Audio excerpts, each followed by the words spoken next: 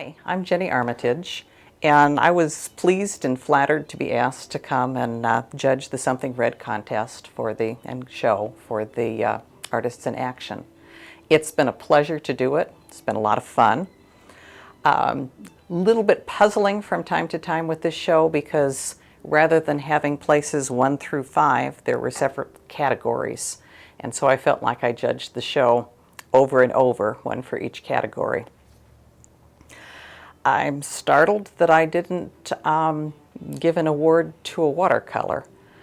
I tell people when they come in and talk to me about my art that I do watercolors because when I walk into a gallery, I'll fall in love with 3 paintings typically, and 2 of them will be watercolor and 1 of them will be something else, but not this show. So that kind of made me feel pleased as a judge that I wasn't going entirely for the medium in which I feel most comfortable.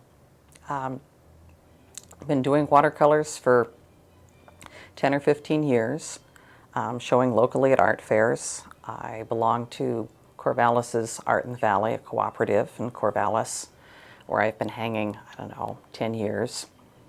This year over COVID, I branched out into surreal animals and pen and ink. I've been having a lot of fun with those. But it really is a pleasure to be here, and it's been fun.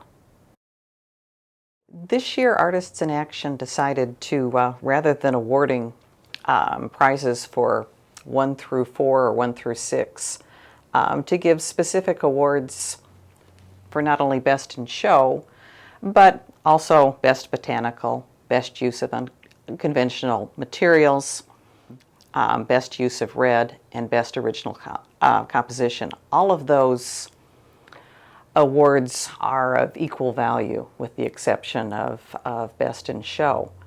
And that left me with a quandary when I was judging because there were a number of paintings that would have been in the first 5 or 6 paintings, but did not fit into one of the specific categories very well.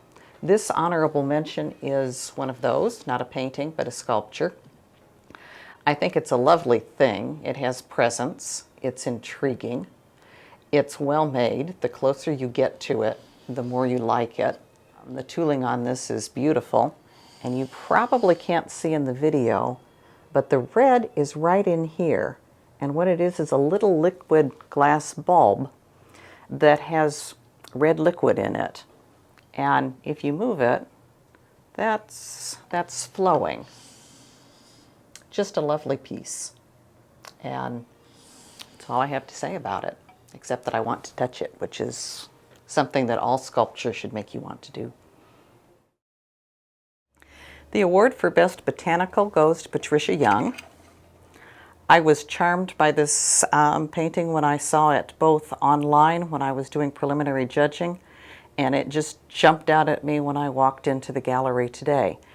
It just is such a beautiful use of color along this line. This is just absolutely the perfect gray to make the painting really pop. And it really gives you that feeling of being out, not necessarily Oregon in particular, but somewhere where it's storming behind the trees. And I love that she didn't do this conventionally, that instead of planting this tree dead center in the painting, she only gave us a slice of both it and the sky. The composition works just beautifully and it draws your eye right in. Congratulations. The award for Best Use of Unconventional Materials goes to Carol Bowie. I think this piece is just charming. It looks like she has string colored with acrylic coming down here. I'm not quite certain what these are made out of. It doesn't matter. There's a lovely movement to this as it comes through.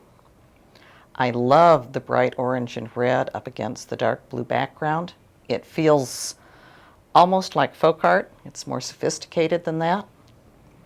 And the closer you get to it, the more texture and background detail that draws you in. Love the use of paper coming in through here. It's just a charming little piece. Best Original Composition goes to Ruth Orschel's for Snow.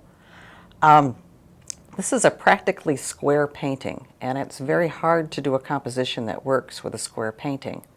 This painting not only does it, but it breaks so many compositional rules that I was taught that I can't tell you. It divides the painting almost exactly in half. You're not supposed to do that, and yet it works. I think it works because of this tangential branch coming in, and it just brings you around in a circle forever and forever. I love the great big bold use of black here. It does use the red that this show requires, and the red really is what causes you to go round and round this picture. You follow it in up here and you come around. It's another interesting thing about this composition is typically you come into a composition this way, but when you're looking at this one, my eye anyway, comes in from the top and around. So I find it a fascinating thing that it works, and it does. Other than that, it's just a beautiful painting. Textural use back here is lovely. It's very fresh. There isn't an extra line in the painting. I like it very much. The award for Best Use of Red goes to Carolyn Canoy. When I was looking at paintings for Best Use of Red, most of the paintings that I looked at had just spots of red, and they used them very well. In the end, this is the only painting that I looked at that used a lot of red for this award. And I chose it because of how well it handled this much red. It's a charming painting otherwise. It uses so many different tones and values and temperatures of red, and it uses them to purpose. When you get close into the birds, the temperature gets really, really hot, and it makes that blue just sing and pop in a way that it wouldn't if this were the same red all over. It also creates depth in these woods and a sense of texture even where the paint is flat, although there's a lovely piece of actual texture coming through here that you may or may not be able to see on the video, but really pulls the painting together. And it's a painting that's interesting everywhere. If you cut out any of these corners, particularly this one down here, you would have an abstract painting all on its own that would stand up and hold its own. It's just a lovely piece of work. And that brings us to Best of Show.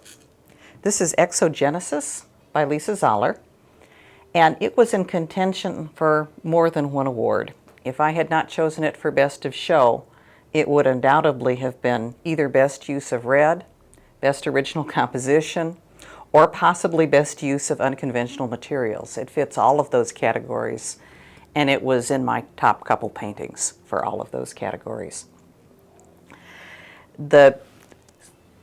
Exactly the opposite is the last painting. This is a painting that used just a bit of red and uses it very effectively. It really pulls you in. It's also an unconventional composition that works.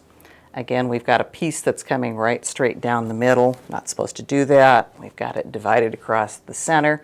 Not supposed to do that. And yet it's a painting that keeps your eye moving all around the composition all the time.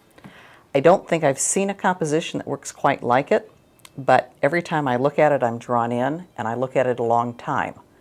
And for me, that's the mark of a good piece of artwork. If you stand there and stare at it for 30 seconds or more, then you know you found something fine. And this is a painting that I can look at and look at and look at, and every time I look at it, I see more detail, I see more interesting things, and my eye never wanders out of the painting. Congratulations.